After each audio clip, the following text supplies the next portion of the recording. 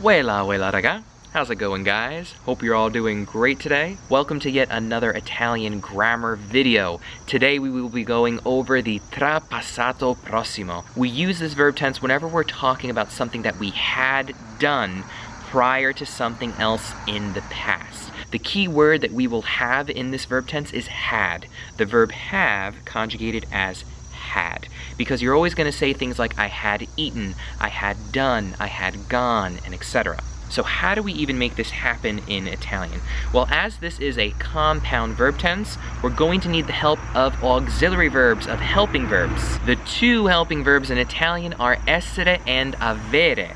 If you have a hard time or just need a little refresher knowing which verbs take essere and which take avere as their helping verb, I've got a blog post that talks all about this. You can check it out. It's linked down below in the description, or just go ahead to my website and you can find it there. So what we will be doing is conjugating avere and essere in the imperfect tense. What we went over in Grammar Basics 4, yet again as always, any video that I mention is linked down below in the description.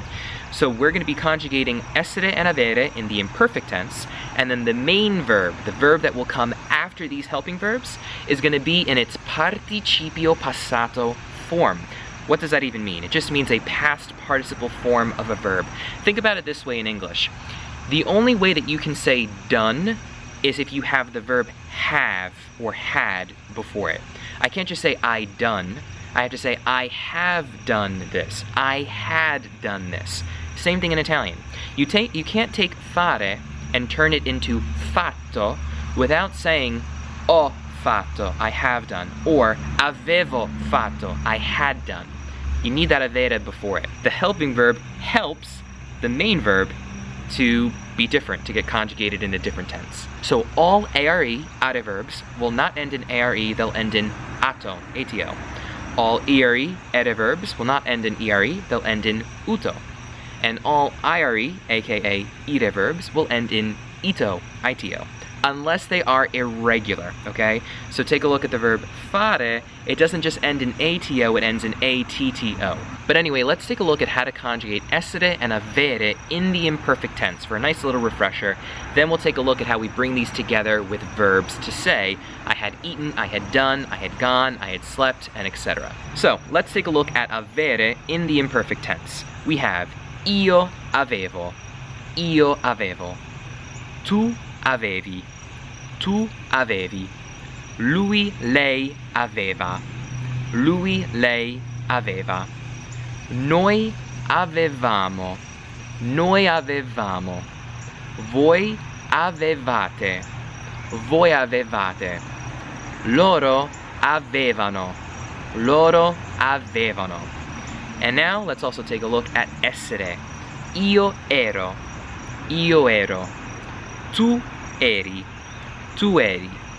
lui, lei era, noi eravamo, voi eravate, loro erano. So now that we got that out of the way, what we're going to do is take a look at a regular adverb, mangiare, one of my favorite verbs in all of the Italian language. It means to eat. It takes avere as its helping verb. Let's take a look at how we say I had eaten, you had eaten, and etc. We've got io avevo mangiato. That means I had eaten. You don't always need the pronoun. I've gone over this in a couple of my videos in the past. In Italian, they really don't use the pronoun all that often. I use it when teaching because I like to think of it as an anchor. You always know, okay, what's the io conjugation of something? But when you're speaking, feel free just to say avevo mangiato. You'll sound a lot more Italian that way. So io avevo mangiato means I had eaten. Tu avevi mangiato. Lui, lei aveva mangiato. Lei aveva mangiato. Noi avevamo mangiato. Voi avevate mangiato. Loro avevano mangiato. So once you know how to do this, once you have this framework, you can really conjugate any verb in the Trapassato Prossimo. And if you take a look at the correlating blog post that I made with this video, yet again, linked down below in the description, you'll see that I conjugated a whole bunch more verbs, more than I'll be able to cover in this video, because I want to keep this video short, concise, and to the point. Keep in mind that this is a fairly advanced verb tense. It doesn't mean that it's difficult. I'm sure for a lot of you guys you find it intuitive. Once you know how to use the imperfect tense and the passato prossimo, you're like, yeah, I could totally tackle this. It's similar logic.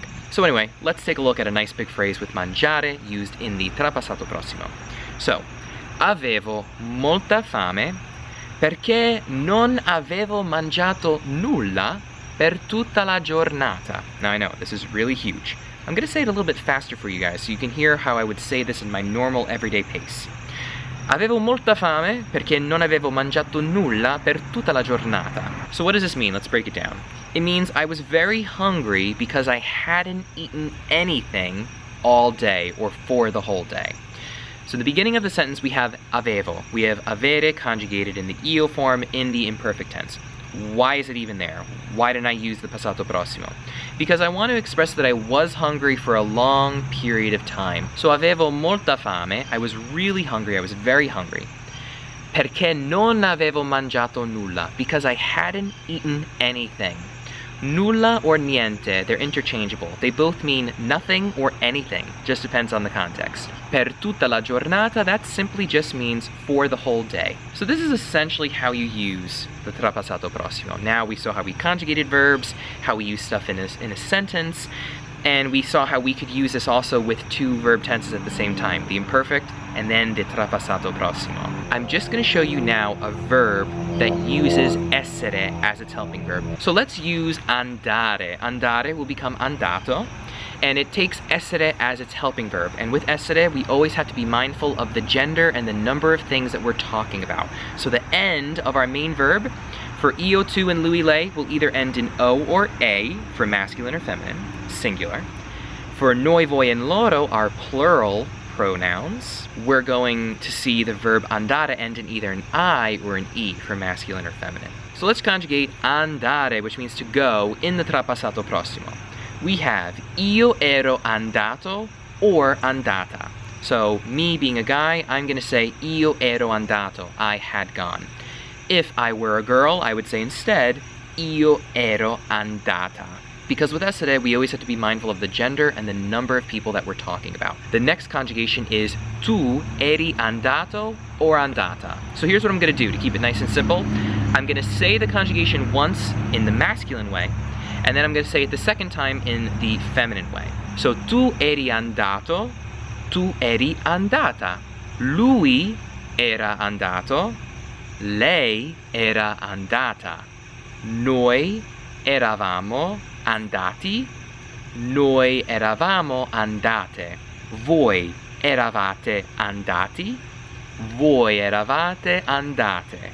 Loro erano andati, loro erano andate. So now let's take a look at andare used in the trapassato prossimo in a phrase. No, ero andato prima a Milano. No, ero andato prima a Milano. This means no, I had gone first to Milan, or no, I had gone to Milan first. Just depends what you're trying to say. But something I want to point out to you guys. If you paid close attention to when I said this phrase the second time quickly, I kind of just smushed everything together. I said, no, ero andato prima a Milano. Prima Milano. It's like it almost sounded like I got rid of the a in between prima and Milano. When people speak quickly in any language, if you pay close attention, we do this all the time in English too, we kind of just bring everything together.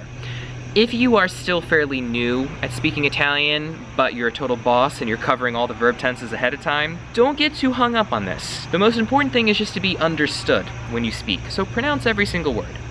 Over the course of time, when you start speaking faster, you're going to find it a lot more natural. It will come a lot more natural to you, and it will sound a lot more natural. You kind of just bring everything together. Let's take a look at another example of andare used in the trapassato prossimo. Esatto. Lei era andata al mercato dopo di te. Esatto. Lei era andata al mercato dopo di te. So this means exactly. She had gone to the market after you. So esatto means exactly. Lei era andata, she had gone. I don't need the lei. I could have just said era andata and you would know it means she, but I just wanted to throw it in. Al mercato means to the market. Dopo means after, and di te is the way that they say like after you. It'd be dopo di te, dopo di me, dopo di loro.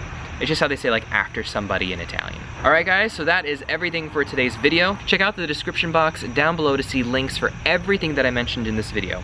The passato prossimo video, the imperfetto video. I've also got a playlist linked down below that you can also just find on my channel in general that has all of my Learn Italian videos in order with episode numbers. So you can start from the most basic areas of grammar and graduate all the way through to the most advanced topics. I also have links for all the blog posts that I mentioned, the blog post that accompanies this video, so you can see more verbs conjugated with more examples. You can also see a link for the blog post that goes over some of the most commonly used verbs that take essere as their helping verb, and also any other important links that I feel like sharing with you guys. So thanks so much guys for tuning in and checking out this video. If you are new here, be sure to subscribe so you can get notified as to when I put out new videos. You're all the best. Keep up the great work, and always remember to spread the love.